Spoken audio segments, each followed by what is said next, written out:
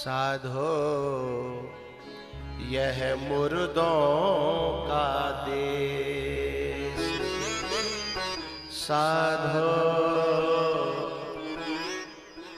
यह मुर्दों का देश। लेकिन जहां राम बस जाए, जहां राम आने की तैयारी हो जाए, तो फिर वो मुर्दों का नहीं रहता है, फिर तो वो अयोध्या बन जाता है। दुल्हन की तरह जैसे आज अयोध्या सज रही है, मेरे हृदय से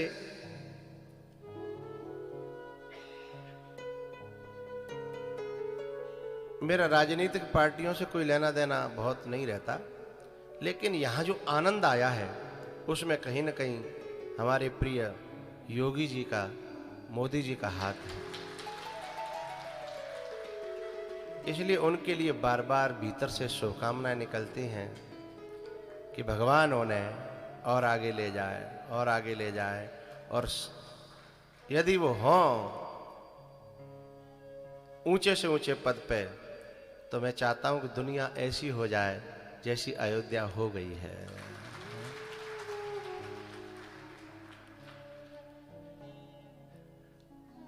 पार्टी के नाते नहीं, मैं इस काम को करने की कारण मैं उन्हें दिल से, हृदय से नमन करने का मन हो रहा है।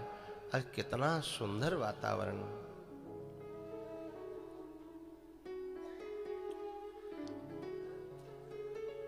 कुछ लोग मजाक उड़ाते थे कि अच्छे दिन कब आएंगे, अच्छे दिन कब आएंगे। वो आकर के तो देखें अयोध्या में, है? आके देखें इस भूमि में। और मुझे तो लगता है कि हमें उन्हें सहयोग करना चाहिए कि पूरी दुनिया को ऐसी बना सकें। वो दिल मजबूर हो गया ये कहने पर, इसलिए मैं ये बात कह रहा हूं। यहां आकर के जो समझ पाए, और यहां आकर के भी जो न देख पाए, तो फिर उनकी फूट गई हैं, फिर उन्हें कभी कुछ दिखाई देने वाला नहीं है?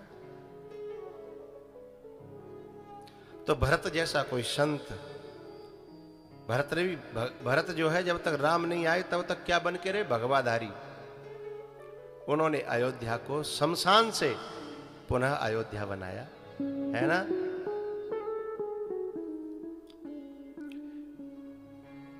हम एक दिन कहीं चर्चा कर रहे थे, मैंने कहा मुझे तो लगता है योगी जी भरत के रूप हैं। तब तक एक जने बोले ना, गलत कह रहे हो। मैंने कहा क्यों भैया, भरत के रूप नहीं है तो क्या? मैंने कहा कोई रावण के रूप है क्या? बोले नहीं नहीं, योगी जी लक्ष्मण के रूप में फुफकारते भी हैं। भरत को फुफकारना नहीं आता है?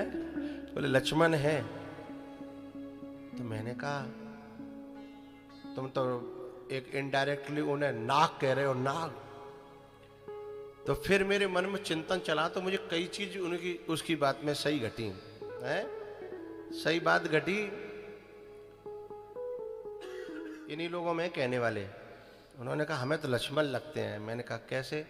बोले जैसे सांप के दो जीभ होती हैं, दो क्यों करके करता है।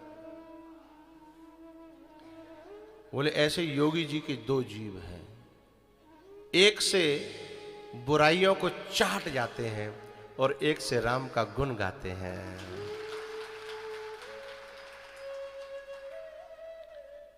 इसमें कुछ